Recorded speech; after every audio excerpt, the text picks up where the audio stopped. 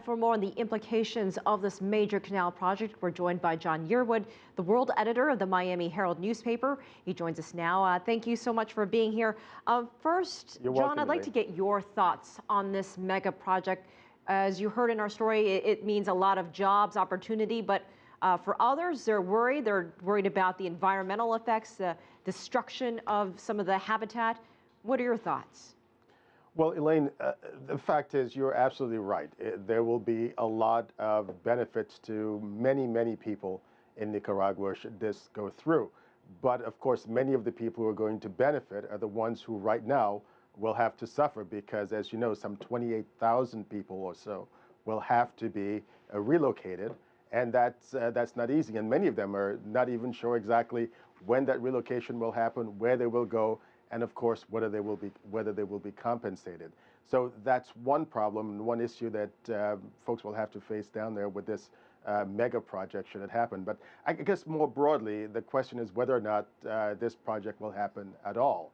As you know, for decades and decades, people have been trying to build this canal, and nothing has happened.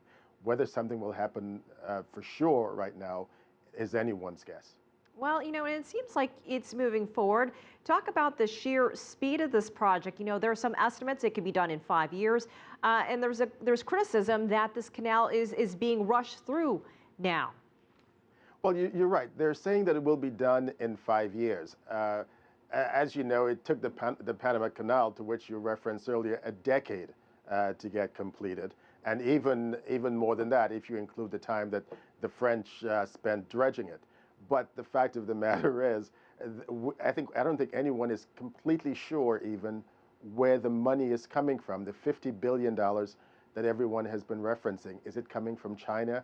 Have the Chinese signed on the dotted line to provide those funds?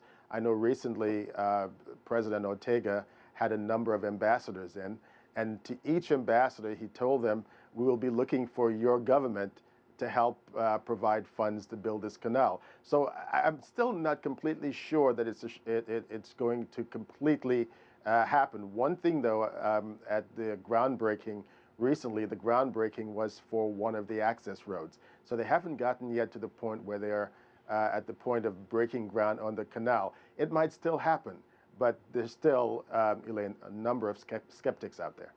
Let's talk again, touch back to the Panama Canal and the possible competition this could provide.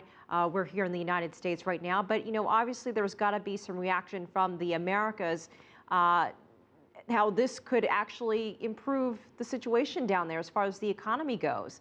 Do you think the United States is a little bit worried about this? Well, let's talk for a minute about the Panama Canal. As you know, they're in the process right now of completing a massive renovation of the Panama Canal, more expansion of the Panama Canal, and that should be done later this year, actually early next year. It was supposed to be done later this year, but now they had to push it back into next year. And part of the problem I think that people have talked about with the Nicaragua Canal is, take for example, this expansion I talked about that's happening in Panama. When that was talked about initially, there was a national referendum in Panama on whether or not this expansion should take place, and it was approved. One of the issues in Nicaragua, there have been no such public buy-in. In fact, there is a tremendous amount of criticism down there within Nicaragua itself by environmentalists and others about whether or not this canal should be built, and certainly along the path that many there have talked about. But you're right. Should it be built, you can see it having tremendous economic advantage to Nicaragua and the Nicaraguan people. One group that I saw not too long ago talked about a GDP of 10%, which is just astronomical for the second poorest country in our hemisphere.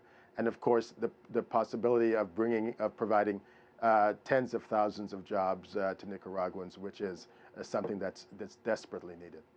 And as we've mentioned, the people down there, some of them not too sure about this project. Do you think Nicaragua's history of interference of foreign powers could be playing into this unease of whether the cost benefit is worth it?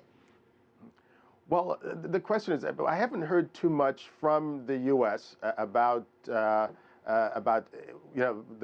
canal that's being built.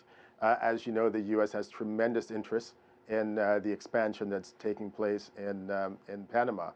Now, there are some concerns that the funding that people have talked about for this canal, that Mr. Wang has talked about for this canal, will be coming from Beijing. And there are some concerns that it could give China a foothold into Nicaragua, a country that China does not have official relations with. All right. Thank you so much, John Yearwood from the Miami Herald. We appreciate your time and your insight. You're quite welcome, Elaine. Thank you very much.